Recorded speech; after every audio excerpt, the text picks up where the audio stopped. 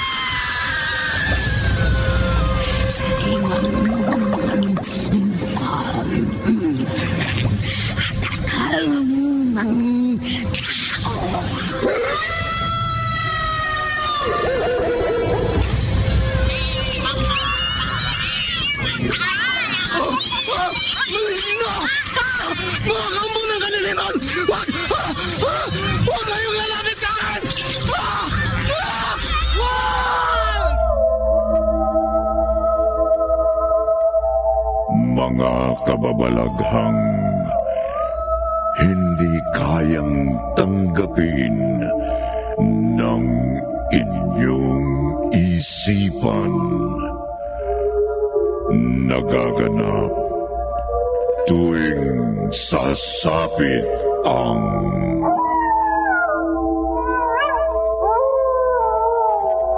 gabi ng lagi.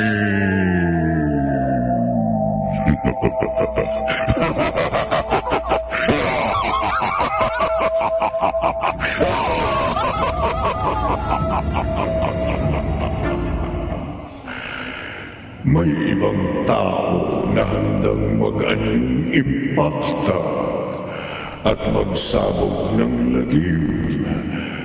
Magkaroon lamang ng kapangyarihan.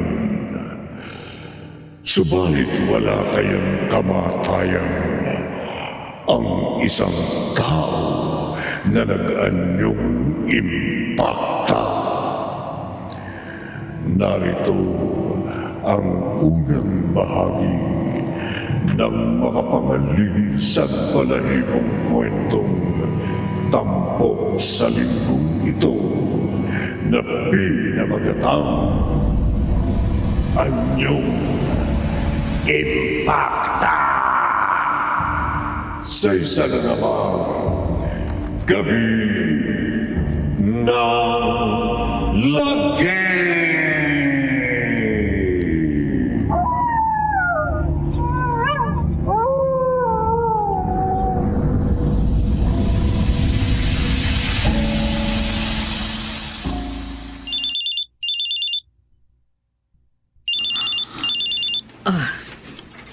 Hello? Elmo? Ma, tinawagan kita dahil may nakita akong pumasok sa bakuran natin. Ha? Sino? Hindi ko kilala. Babae. Pero hindi siya tao. Mapalahibo at maitim ang buo niyang katawan. At nakakakilabot ang kanyang mukha. Parang impakta. Impakta?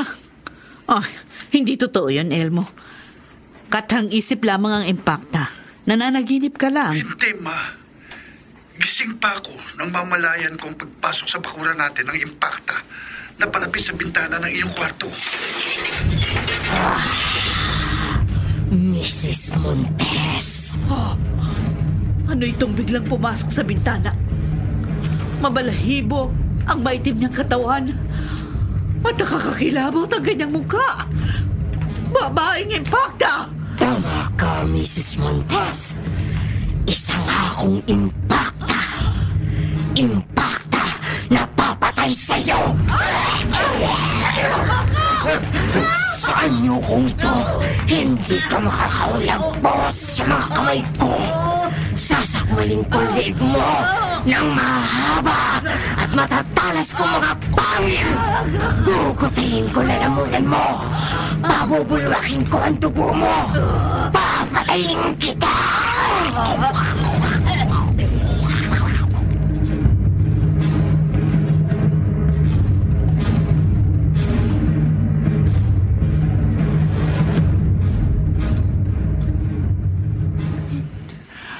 Leia, bakit mo sinara ang TV?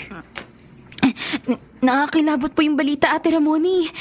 Isang mayamang byuda raw ang pinatay ng hinihinalang impakta. Napanood ko rin nga.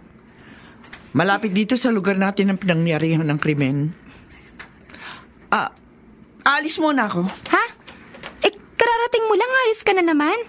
Pupunta ako sa pinangyarihan ng krimen. Pero off-duty ka na, ate. Isa akong alagad ng batas. Gagampanan ko ang sinumpaan kong tungkulin. Naka-duty man ako o hindi. Pero baka makainkwentro mo ang sinasabing impakta. Hindi ako natatakot. Kung totoong may impakta, mas mabuti makaharap ko siya para mapigil ko ang pagsasabog niya ng lagim.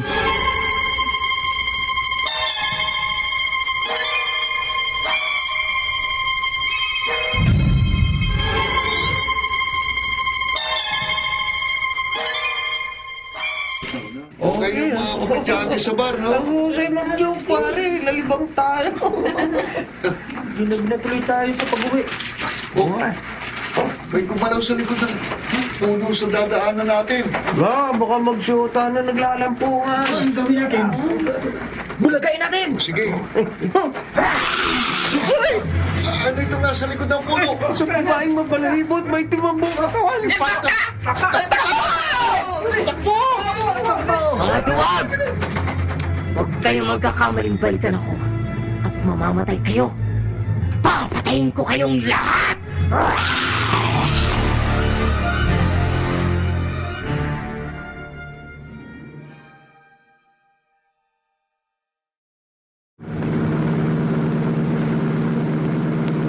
Malapit ako sa lugar na pinangyarihan daw ng pagpatray ng impakta.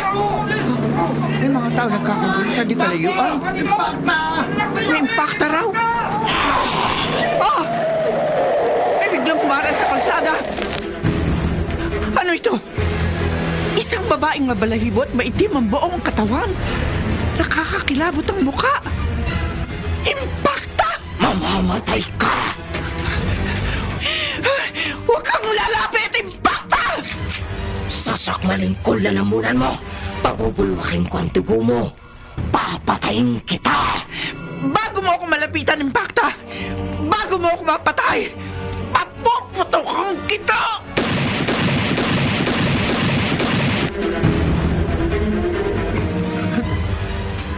Tatagan mo ang iyong loob, Elmo. Ulilan na ako sa ama. Nawala pa ang mama ko. Narito kaming mga kaibigan mo. Hindi ka namin pababayaan. Milyo, hanggang ngayon, hindi ko mapaniwala ang patay na ang mama ko. Magkakaroon din ng katarungan ang nangyari sa kanya. Paano mapaparusahan ang pumatay sa kanya? Hindi taong kriminal.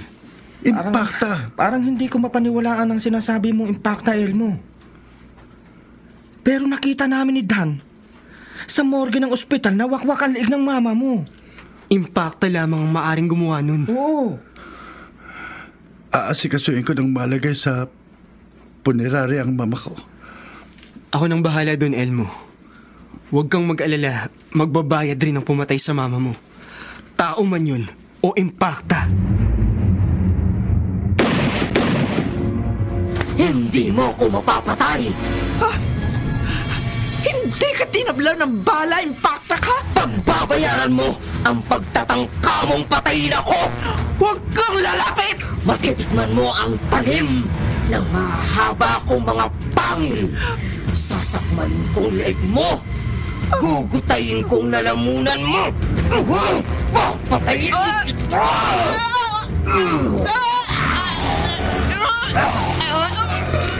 Sana sumama ako kay Dan sa morgue sa pag-aasikaso sa bangkay ng mama ko, Milyo. Wag na, Elmo. Makabubuti sa iyong magpahinga. Puntahan na lamang natin ang mama mo kapag nakalagak sa punerarya. May lilinawin sana ako sa kaibigan natin eh. Tungkol saan? Bago siya umalis, natatandaan ko ang sinabi niya. May hinala ako kung sinong dapat managot sa pagkamatay ng mama mo, Elmo. Parang alam ko kung sinong pumatay kay Mrs. Montes.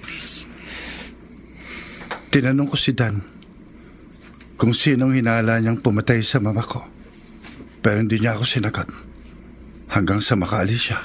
Elmo, wag mong guluhin ang isip mo. Magpahinga ka at ipanatag ang loob mo.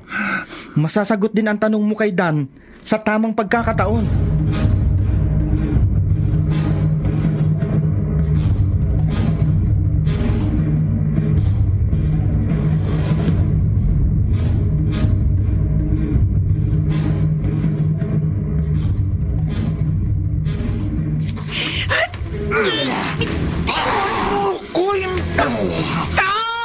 Kahit anong piglas ang gawin mo, hindi ka makakahulog, boss, sa mga kamay ko. Hindi mo maibabaw na mga tangil mo sa leeg ko. Hindi mo matatagal ang isaga ang braso mo sa mga pangil ko. Kapag nahina ka, masasakmal ko na ang lalamunan mo. Mapapatay kita. Salamat, may dumating. Bitiwan mo sa impakta! Hindi! Tigilan mo ang pagkakalat na lagim, Lani Ramos! Ako ang harapin mo, taong nag-anyong impakta!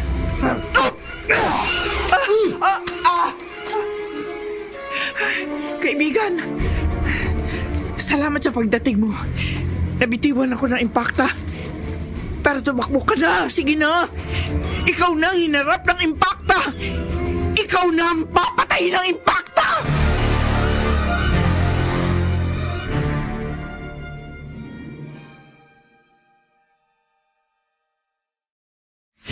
Kaibigan! Palapit na sa'yo ang impakta! Papatayin ka ng impakta! Hindi ako natatakot sa kanya! Tumakbo ka na! Iligtas mo na ang buhay mo! Impakta! Kung hindi ako nagkakamali, kilala kita. Hindi ko alam kung paano nangyari, pero alam kong ikaw ay isang tao. Isang babaeng nag-anyong impakta! Tumakbong palayo ang impakta? Umiwas siya sa akin. Kaibigan, sino ka? Anong pagkatao mayroon ka? At parang natakot sa'yo ang impakta.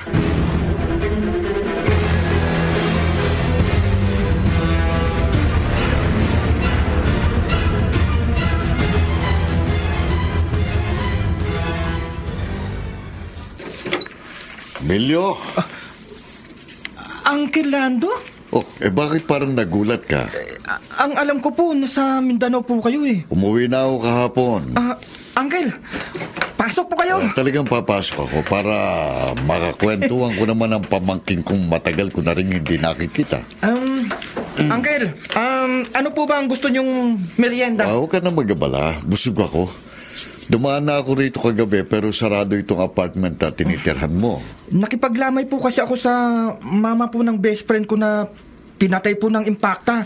Impakta? Iyon po ang tiniyak sa akin ng kaibigan ko, Uncle. Isang impakta ang pumatay sa kanyang mama. No. Huwag sanang magkatotoong nasa isip ko. Uncle, ano pong sinabi niyo? Emilio, umuwi na ako dito sa Maynila dahil may pumatay sa amo kong albularya sa Mindanao. Pinatay rin po ba ang amo ninyo ng isang impakta?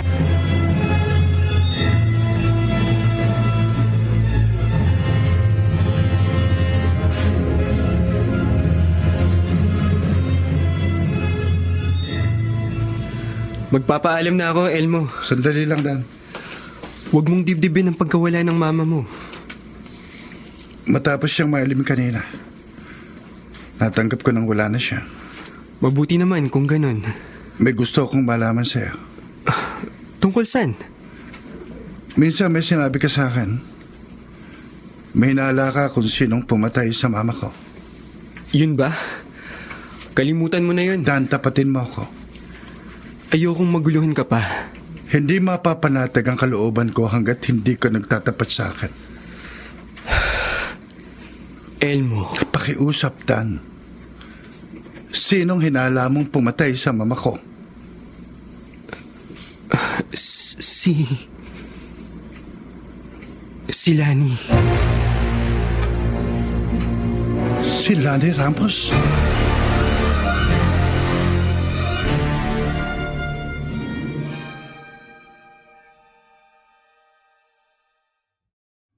Dan hindi impacta si Lani. Pero maaaring nag-anyusang impacta para mapatay ang mama mo. Paano niya magagawa yon? Iyan nga yung malaking palaisipan sa akin. At bakit niya papatayin ang mama ko? Nang lantarang magpakita ng pagkagusto sa'yo si Lani at tuksoin ka niya, hinamak siya at nilait ang mama mo mula paa hanggang ulo. Hiniya sa harap ng maraming tao. At sinabi pa ng mama mo na kahit kailan, hindi niya matatanggap si Lani para sa'yo. Hindi na nga nagpakita sa akin si Lani mula nun. Pero matapos ang hamakin ng mama mo, niyaya niya akong makipag-inuman sa kanya, Elmo. At sa sobrang kalasingan niya, naihinga niya sa akin ang matinding sama ng loob niya sa iyong mama. Impactang pumatay sa mama ko. Tama ka. Impacta nga ang kriminal. Impacta na ayon kay Lani ay gugustuhin niya maging anyo niya para makapaghiganti sa sayong mama. Pero Dan, wala tayong katibayan na si Lani nga ang pumatay sa mama ko. Iyan ang tutuklasin ko, Elmo. Danny, titiyakin ko kung totoo nga ang hinala ko na si Lani at ang impacta ay iisa.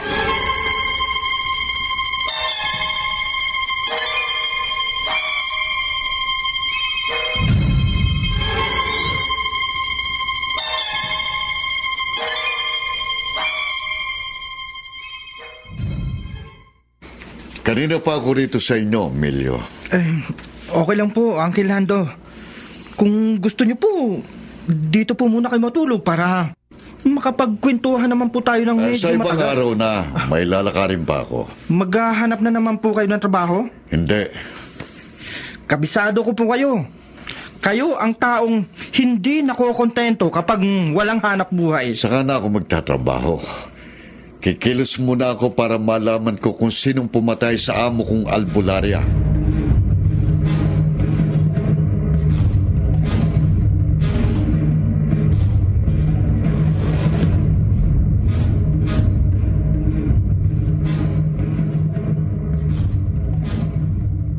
Pinagnakawan ho at pinatay ang amo ninyo sa Mindanao, Mang Lando. Oo, Ima.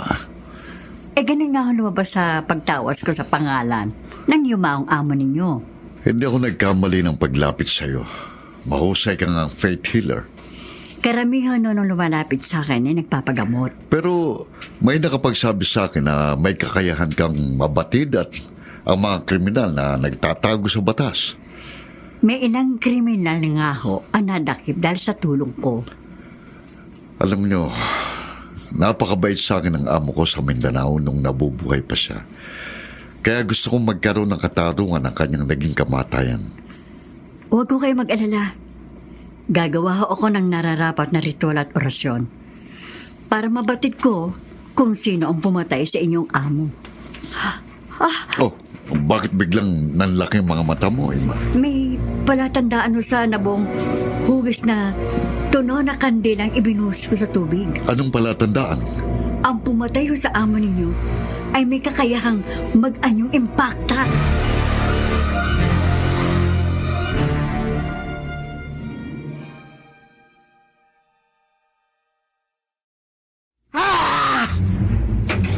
Lani! Ano ba nangyayari sa'yo? Bakit ka sumigaw? Ilang araw na ako nagtataka sa'yo, anak. Pag-uwi mo mula na makipagsapalaran ka sa Mindanao, madalas gabi ka na umuwi. At madalas rin nagkukulong ka sa kwarto mo na parang may inililihim ka sa akin. Ngayon naman parang hindi ka mapakali. Saan ka pupunta? Lani! Magbalik ka! Lani!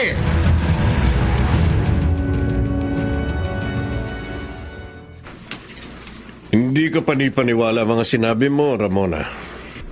Pero yun ang totoo, Teniente. Naniniwala ako sa iyo dahil kabisado kong tapat ka sa ating tungkulin. Kaya ito, Armalite? dalhin mo yan sa iyong pagroronda. Okay. Maraming salamat, Teniente. Baka makaengkwentro mo uli ang impacta. Teniente, sa susunod na makasagupa ko uli ang impacta, tatadtarin ko na siya ng bala hanggang sa sumabog ang kanyang bungo.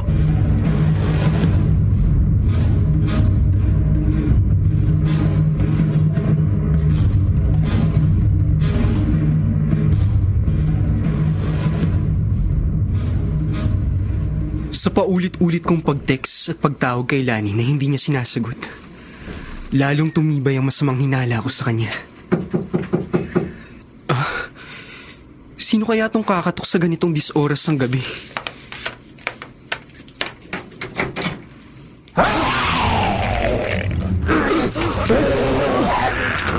Ano itong biglang sumakal sa leg ko? Isang babaeng mapalahibo at maitim ang buong katawan at nakakakilabot ang mukha. Impacta!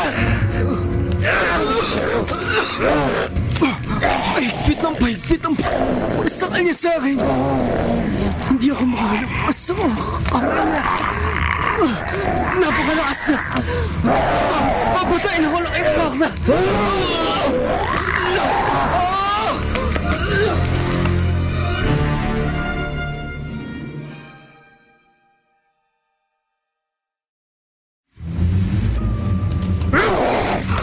Itiwan mo leeg ko, Impacta!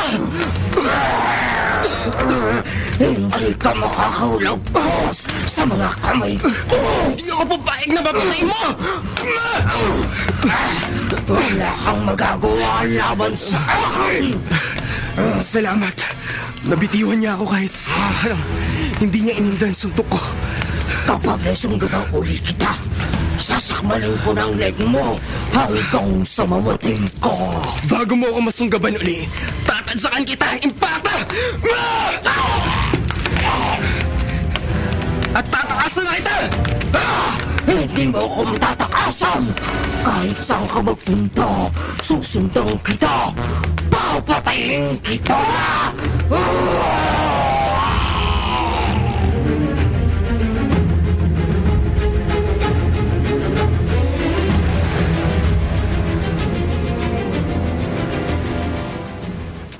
Ima, bakit pa ulit-ulit kang nagsasagawa ng pagtawas?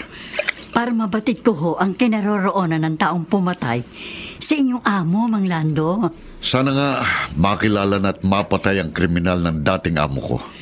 Maliwanag ho ang lumabas sa tawas. Alam mo na ang pangalan ng kriminal? Hindi pa ho. Pero nakita kong may iniingatan siyang kapangyarihan. Alam ko. Ho? Paano ninyo nalaman? Naabutan ko ang amo ko sa kanyang bahay na agaw buhay.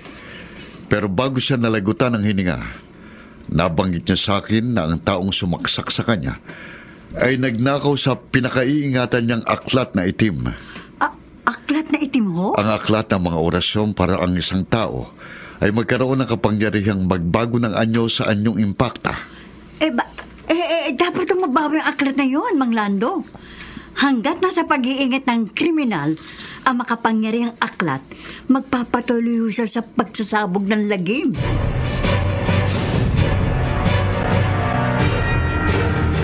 Mga kasama, sa inyong mga tauhan ko, isa si Ramona sa pinakabuo ang loob.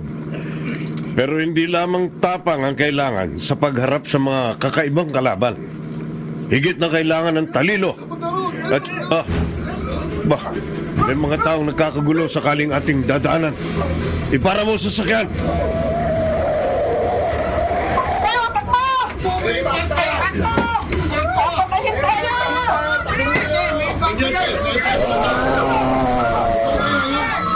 Papatayin ko kayo! Mga kasama, may isang babaeng maitim at mabalahibo ang buong katawan. Nakakakilabot ang mukha. Totoo nga yata ang Impacta. Mamamatay kayo! Tayo hinarap ng Impacta, Trinete! Walang pisani ng babaeng mapalahibo po ito po po katawan! Ihanda ang inyong mga sandata! Bago tayo masalakay ng Impacta, bistayin natin ng tingga ang katawan niya!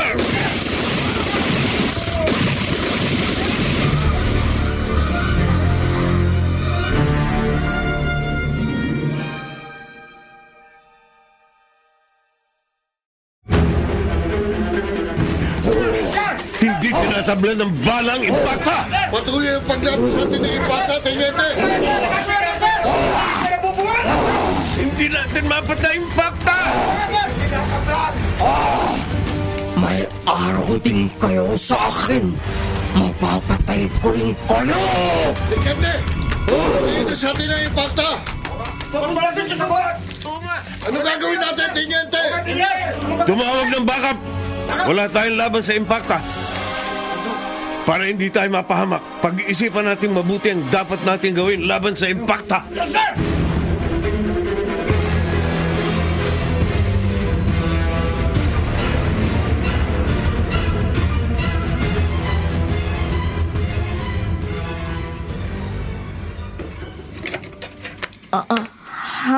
Gising pa ako dahil talaga hinihintay kita, Lani. Saan ka galing? Pagod ako, Papa. Bakit sira-sira ang damit mo? Wala ito. Lani, magtapat ka sa akin. Papa, inaantok na ako. Hindi mapapanatag ang loob ko hanggang hindi ka nagsasabi sa akin ng totoo. Saka na tayo mag-usap. Magpapahinga na ako. Hindi ko matagal na yumaw ang mama mo. Babaliwalain mo na akong ama mo. Pwede ba, Papa? Wag mo akong kulitin. Lani! Wag mo akong pakialaman at baka malapastangan kita. Lani!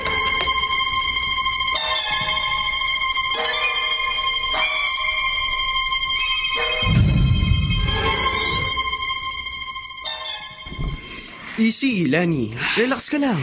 Hindi ko gusto ang timbre ng pananalita mo, Dan. Naparito ako sa inyo bilang kaibigan mo. Kung kaibigan kita, hindi mo ako pagdududahan ng masama. Nagtatanong lang ako. Eh, di ba sinabi ko na sa'yo? Wala akong nalalaman sa mga itinatanong mo. Wala ka nga kayang kinalaman sa pagkamatay ng mama ni Elmo? Pinagbibintangan mo ba ako? Nagalit ka nun kay Mrs. Montes. Oo, inaamin ko. Sobrang nagalit ako sa mama ni Elmo nang hamakin niya ako dahil sa aking kahirapan at itsura. At nagbanta kang maghihiganti ka sa kanya. Sabi ko lang yun. Tinotoo mo ang banta mo, Lani. Nakipagsapalaran ka sa Mindanao para magkaroon ka ng kapangyarihan. Hanggang magkaroon ka ng hinahangad mo. Kapangyarihang ginamit mo sa pagsasabog ng lagim. Wala akong alam sa pinagsasasabi mo. Umalis ka na. Mapapatunayan ko rin kung totoo ang hinala ko sa'yo, Lani. Na ikaw ang taong nagiging impacta na pumapatay. Kapag hindi ka pa umalis, magkakagulo tayo, Dan. Baka mapatay kita!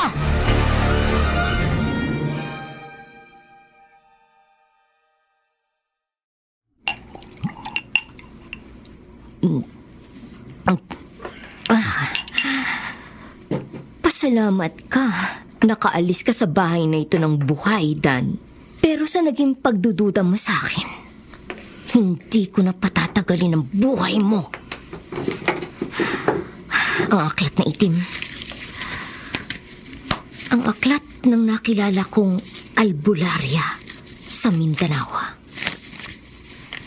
Na matapos kong matuklasan ang kapangyarihan nito, ay pinatay ko ang may-ari upang mapasa akin. Muli kong gagamitin ang kapangyarihan ng mga orasyon sa aklat na ito para mabura sa landas ko si Dan. Ang ulo ko!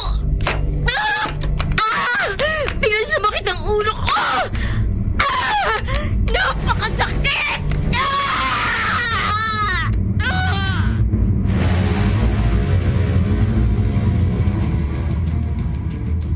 Sino ka man pumatay sa albularing taga Mindanao na si Alfreda Bautista?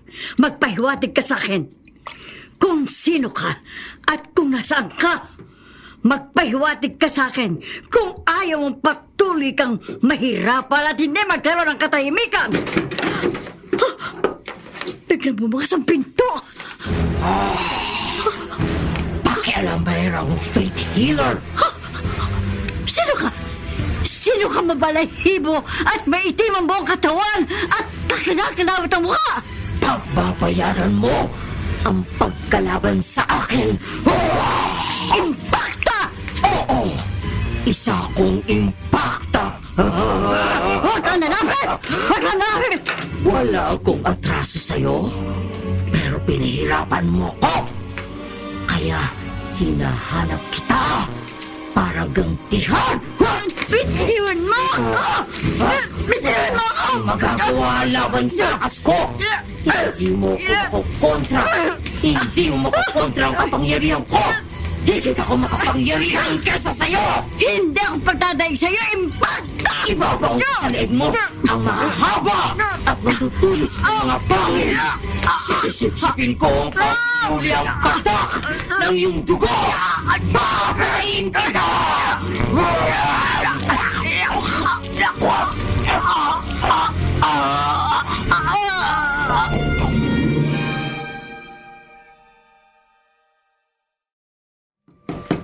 Ima!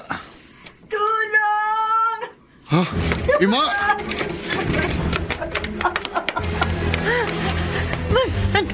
Tulungan mo! Ano nangyari sa'yo? Bakit ka nakahandusay sa sahig? At bakit may sugat ka sa leeg? Paano ka? Inatake ko ng isang impakta. Ano? Tumakas na ho siya, Maynando. Pero nakilala ko na ho siya. Kilala ko na ho kung sino ang taong nag-anyong impakta. Sino, Ima? Sino ang taong nag-anyong impakta at nagsasabog na lagim?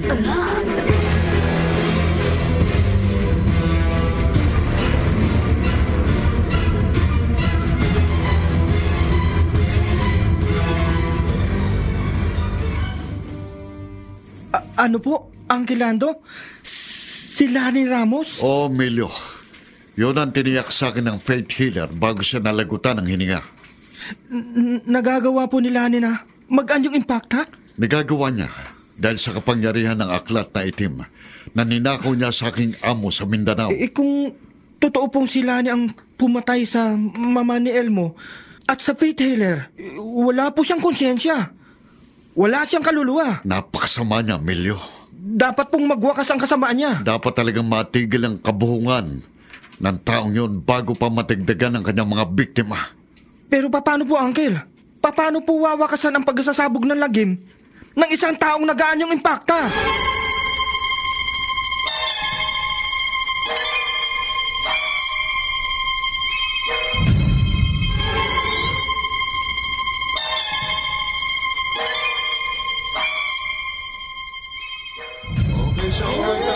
Para kang impakta! May props ka pa at mga pangil, ha? Hindi props ang pangil ko, mga hangal. Totoo ito. Patutunayan ko sa inyo. Halika! Ipabaong ko sa lig mo mahaba at matutulis kong mga pangil. Gugutayin kong iyong lalamunan. Papatayin kita!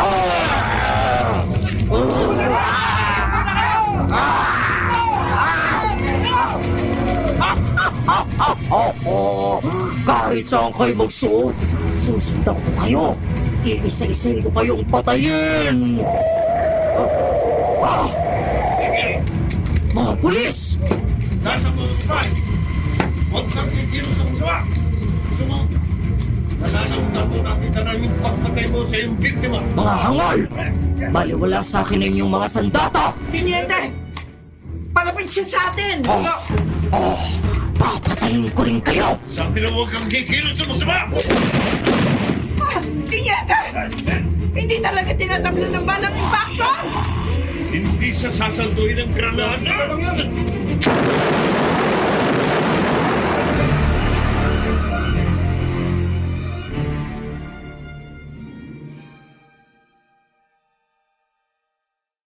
Tiniente! Nakatayo pa rin ang impakta!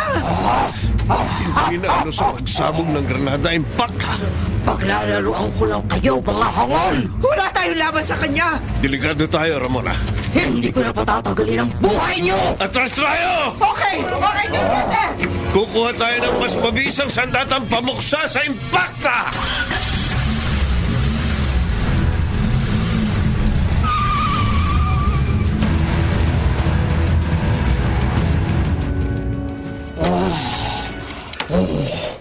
Magpapahinga muna ako para magbalik ako sa inyong tao.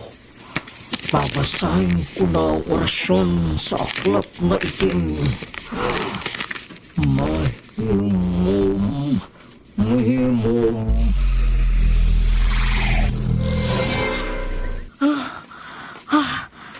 Nagbalik na ako sa dati kong anyo. Lani? Ha? Ikaw? Papa? Ikaw ang napapabalitang tao na nagaanyong impakta. Ikaw ang nagsasabog ng lagim? Ano bang pinagsasasabi mo, Papa? Kitang-kita ko. Mula sa pagiging impakta, unti-unti nagbago ang iyong anyo dito sa likod bahay. Kayo? Tama ang kutob ko. May ginagawa kang masama. Papa, huwag ka magkakamaling ipahamak ako. Huwag na huwag! At bago mo pa ako maipahamak, kahit ikaw ang naamak ko, papatayin kita!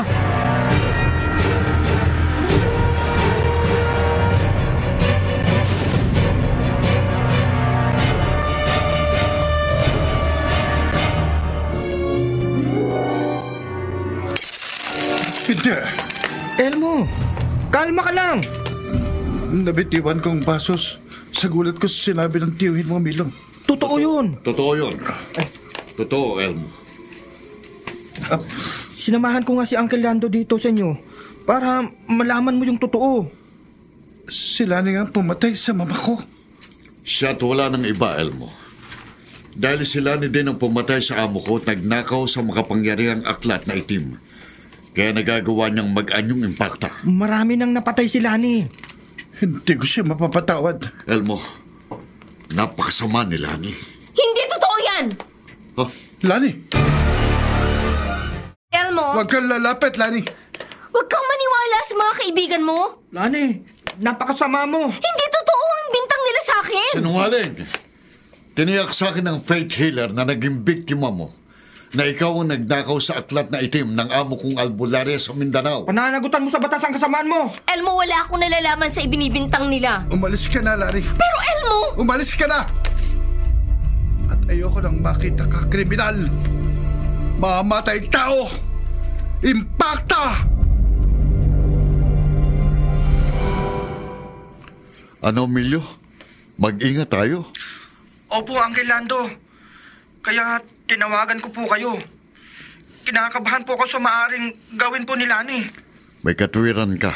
Kayo rin po ang may sabing wala siyang panghimi sa pagsasabog ng lagim. Bago ako matulog, titiyakin ko sarado mga pinto at bintana ng bahay. Emilio, sige, mamaya tayo mag-usap ulit, ha? Titignan ko kung sino pumasok sa pinto namin. Uncle, mag-iingat po kayo. Sige.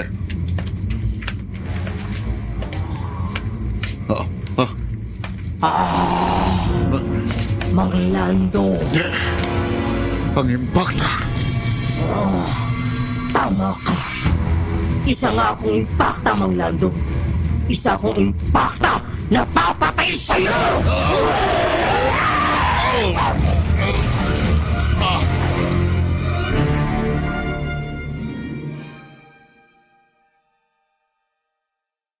Uncle Lando, Inatake ko ng impakta, Emilio. malamang po si Lani po ang impact ng yun. Kaya nga pilit kitang tinawagan. Siguradong bibiktimahin ka rin niya. Isa-isa niyang patayin tayong mga nakakaalam ng kanyang lihim. Uncle, hihingi po ako ng tulong. Pupuntahan ko po kayo. Wag namin. Isusugod ko po kayo sa ospital. Nararamdaman ko. Hindi na ako Uncle! Uncle!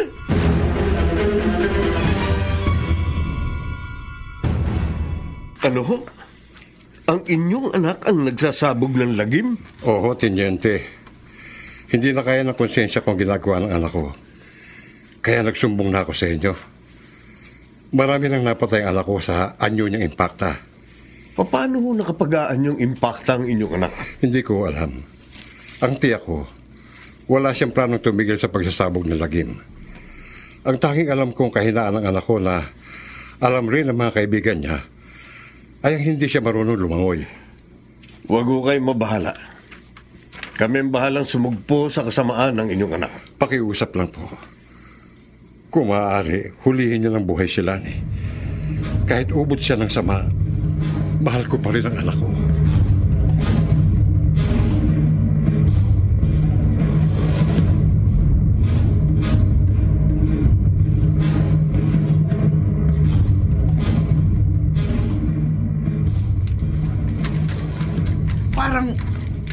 Parang mahirap sundin ang pakiusap ni Mr. Pilaes.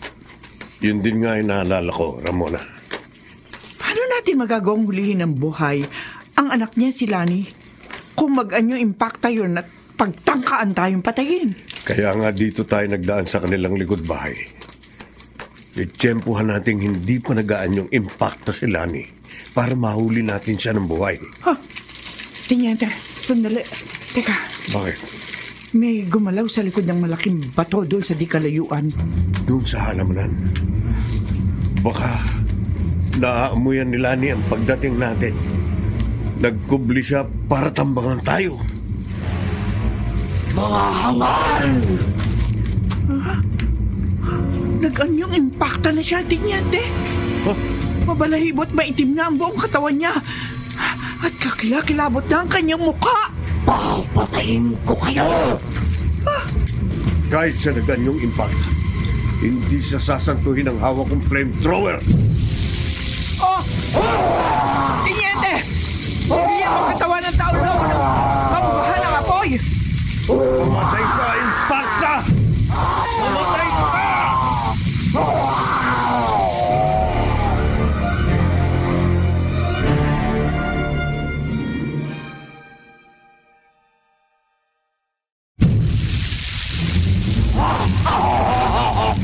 Hindi niyo ko mapapatay! Tiniente!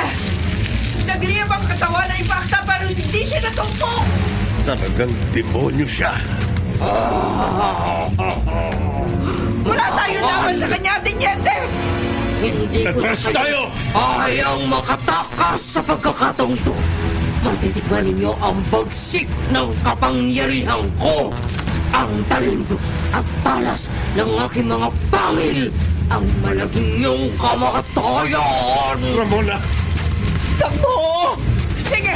Kasunod mo ako, Tiniente! Hindi kayo makakatakas ng buhay! Tiniente! Hinahabol tayo ng impacta! Abutan tayo ng impacta! Sabay ko na kayong papatayin! Tiniente!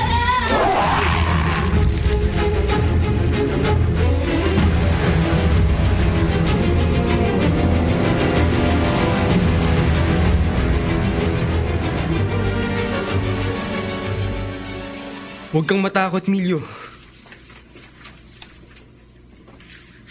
Dan, tinawagan kita dahil napatay na rin ni Lani ang uncle ko. Malamang, ako na yung isusunod niya.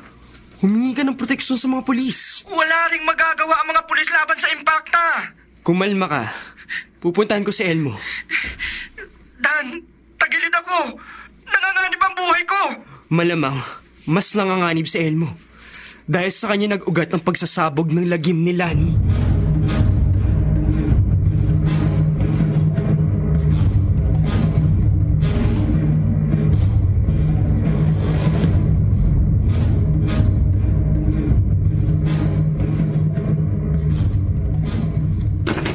Elmo?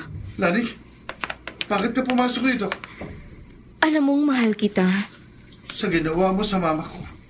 At sa pagpatay mo sa iba mo pang mga naging biktima.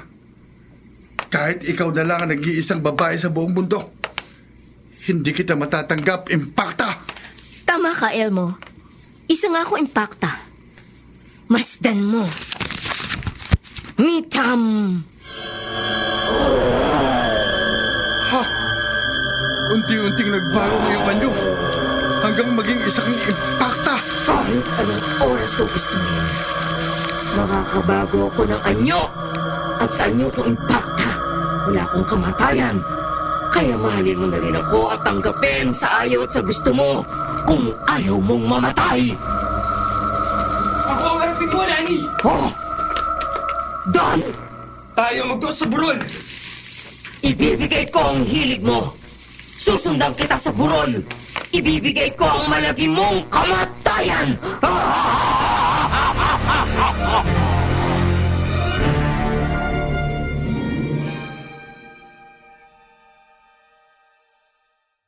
Salamat, nakarating ako dito sa tuktok ng burol na nasa tabing dagat.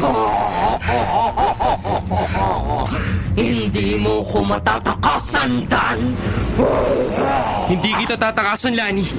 Dito sa tuktok ng burol na nasa tabi ng bangin. Dito ako makikipagtuos sa'yo! Wala kang kalaban-laban sa akin, Hamal! Tingnan natin! Sumugod ka! Talagang susugod ako sa'yo!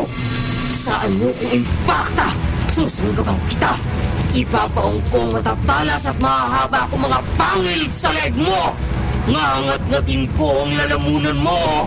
Pabubulwakin ko ang dugo mo! Papatayin kita! Hindi mo ako masusunggaban! Nawalan ako ng panimbang sa pag-ilap mo! Mahulog ako sa bangin! Mahulog ka sa dagat, Impacta! Mamatay ka!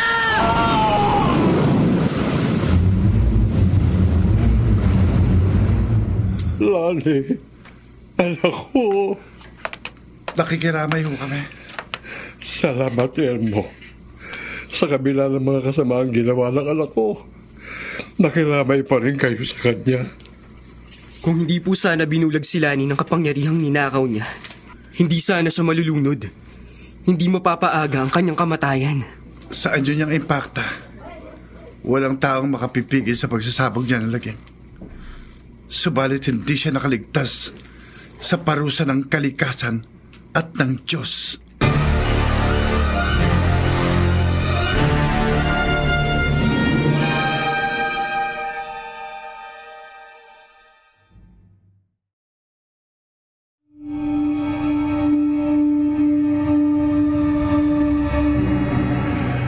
Gaano man kabagsik ang kapangyarihan ng impakta, mayroon din itong hangganan at katapusan. Dito natatapos ang ating tampok na kwento sa linggong ito na pinamagatang Anyong Impakta. Sa isa na naman gabi ng lagi.